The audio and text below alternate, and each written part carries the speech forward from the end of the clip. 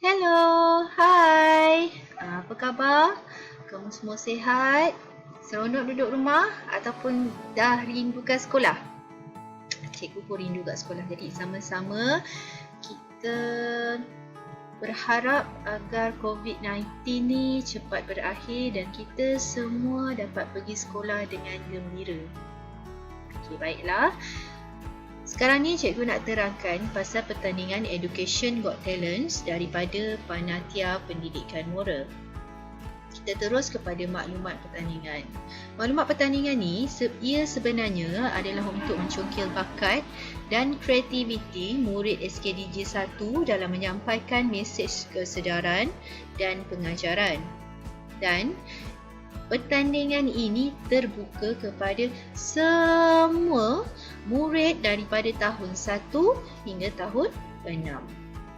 Okey, cikgu akan terangkan dulu tema-tema mengikut tahun.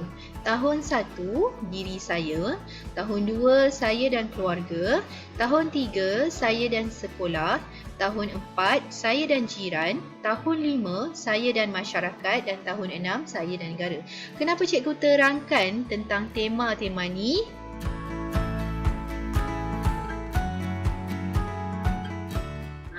Inilah dia. Syarat pertandingan tahap 2. Tahap 2 ni terdiri daripada tahun 4, tahun 5 dan tahun 6. Kamu diberi pilihan dan kebebasan untuk memilih tema antara 3 tema yang kamu tengok sekarang ni. Kamu boleh pilih tema saya dan jiran, saya dan masyarakat, saya dan negara. Contohnya, kamu berada di tahun 4, tetapi kamu sangat menyukai tema saya dan negara dan kamu ingin menghasilkan buku skrap tersebut. Tak jadi masalah. Buku skrap tu mestilah berpandukan buku teks pendidikan moral tahun 6. Itu je. Contoh yang lain, kamu berada di tahun 5 tetapi kamu berminat untuk menghasilkan buku skrap bertemakan saya dan jiran. Tak ada masalah, tetapi penghasilan buku skrap tu mestilah berpandukan buku teks pendidikan moral tahun 4. Contoh yang lain, kamu berada di tahun 5 dan kamu nak hasilkan buku skrap tajuk tahun 5, tema tahun 5, saya dan masyarakat. Sangatlah boleh dan teruskan buka buku teks kamu, pendidikan moral tu, cari tajuk yang sesuai dan hasilkan. Okey, sekarang kita akan bercerita tentang penghasilan buku skrap pula. Kamu mesti rakam segala perkara sebelum, semasa dan selepas penghasilan buku skrap. Maksud cikgu, kamu kena rakam, kamu ambil gambar dan rangkumkan semua tu dalam satu video yang menarik. Durasinya adalah sekurang-kurangnya 3 minit sehingga 5 minit sahaja. Jangan kurang, jangan lebih. Okey, selepas itu, kamu dibenarkan menggunakan segala kreativiti yang kamu ada dalam penghasilan buku skrap. Namun begitu, buku skrap tu mesti ada tulisan, hasil tulisan tangan murid. Maksudnya dekat sini, cikgu tak mahu semua helaian buku skrap tu menggunakan type. Maksudnya kamu type dekat komputer, lepas tu kamu print, lepas tu kamu, cikgu tak nak. Sekurang-kurangnya ada type, ada tampalan, ada tulisan tangan. Okey, faham? Okay. Kalau kamu dah faham, cikgu akan terangkan tentang tajuk-tajuk ni pula. Seperti yang kamu tahu, tema ni dia merangkumkan pelbagai topik dalam buku pendidikan moral kamu. Tetapi cikgu nak mudahkan kamu, pilih satu tajuk sahaja. Okey, kita tengok ni contoh buku teks tahun 1, 2 dan 3. Kamu bayangkan ni adalah buku teks tahun 4, 5 dan 6. Kamu pergi ke tajuk, okey kita sekarang tengok tahun 1, kamu pergi ada 7 tajuk ni. Kamu nak apa ni? Kamu nak hasilkan buku skrap mengenai saya dan jiran.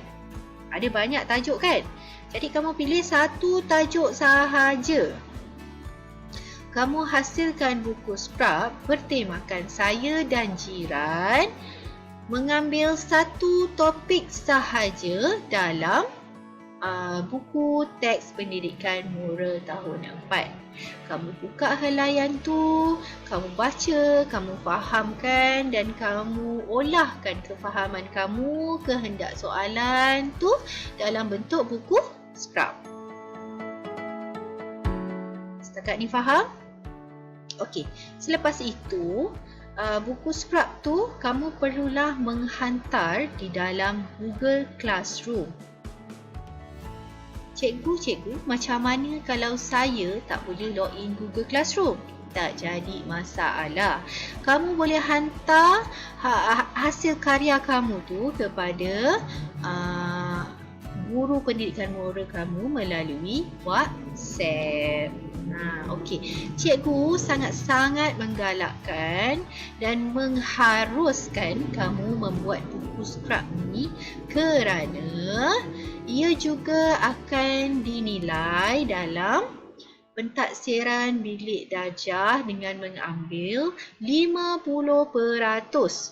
Seperti yang kamu tahu, akhir tahun ni kamu tak ada exam macam tahun-tahun sebelum ni. Jadi ini adalah salah satu cara evident yang cikgu boleh tengok kat mana tahap kefahaman kamu, macam mana kamu olah tajuk tersebut, dan di situlah kita akan nilai dan kita akan bagi pentaksiran yang terbaik kepada kamu mengikut hasil karya kamu dalam pentaksiran bilik darjah. Oleh itu, jangan ambil ringan, tolong buat sehabis baik dan cikgu harap semua murid moral tahun 4, 5 dan 6 menyertai pertandingan ini. Okey. Selain daripada itu, tak ada masalah jika kamu ingin meminta bantuan daripada ibu bapa.